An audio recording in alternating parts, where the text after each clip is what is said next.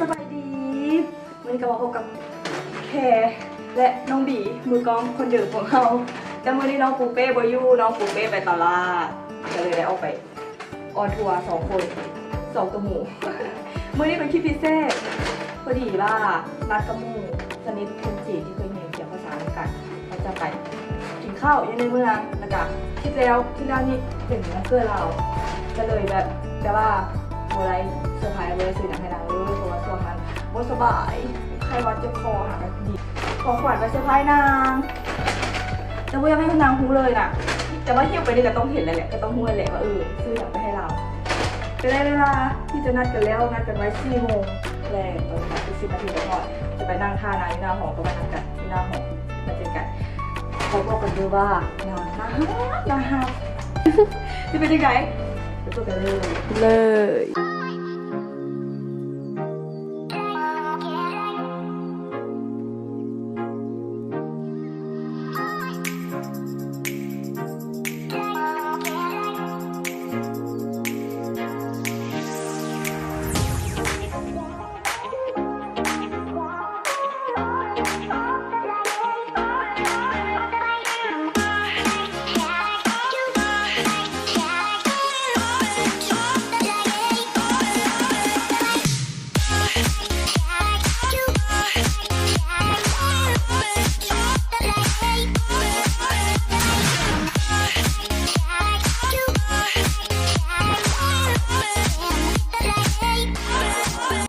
BFF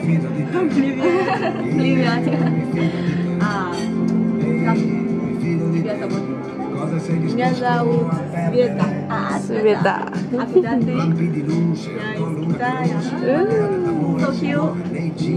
เห็นบอกแล้วนะคะกับพี่คอยบอกให้ฟังเลยคอยบอกเขานายดีนะคะเขาเคยเรียนโอกาสตอนปีเกี่ยวนี่ในการเซอร์ไพรส์มันเกิดนานไปแล้วน่าก็ดีใจอันนี้ก็ดีใจเต้นๆนะโดดๆได้เจอกันแล้วก็มาเซอร์ไพรส์นี่พิซซ่าเขาก็มาแล้วคือ2 หน้าพระใหญ่ขนาดแต่ใหญ่ไหนก็ยังไม่ใหญ่เท่าหน้าดิฉันหน้านี่ใหญ่กว่าอันนี้คืออย่างเกาะชีสกับเห็ดอันนี้การโปรตีน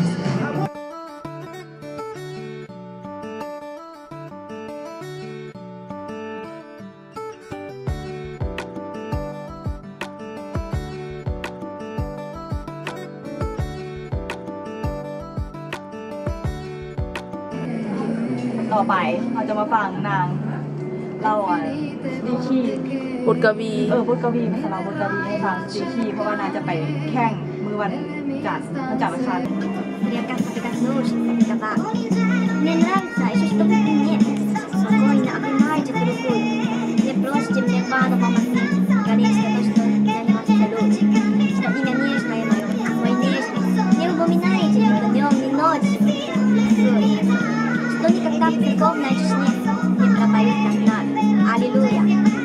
Спасибо вам сердце и рукой за то, что вы меня так любите, за мой ночной покой. За редкость встреч, как мечта, за нашими гуляния по ночь, на солнце, где у нас покрова. За то, что вы остальные, увы, не мной, за то, что я, увы, одна не вас. Все. Скажи, много. Я знаю, я не могу. Это длинно. แล้วเนาะตอนเช้าเราจะไปแวะช้อปปิ้งก็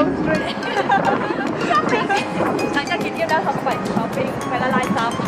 ตอนที่โบซับไปละลายหนาว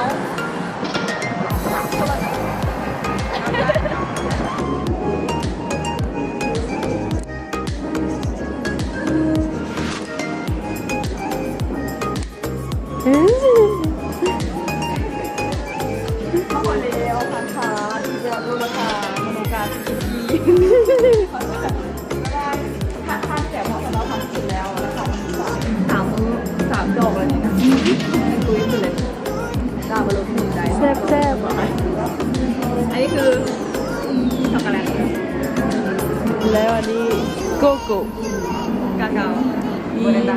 Banana. Вкусно?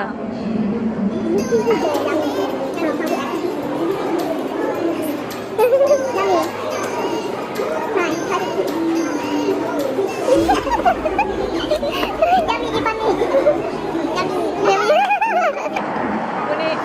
ซอฟเที่ยวซิมเต็มที่ แล้วก็เงินหมดสุดท้ายก็ขอคือกินต้มมีก็ต้นเอาเงินจอดรับค่ะแล้วเจอกันใหม่ในคลิปหน้าอย่าลืมกดไลค์กดแชร์คลิปนี้ให้เด้อนางก็เข้าใจว่าอย่างพวกเราไปว่าคนที่มาแล้วเสียบายบายคลิปยูทูบ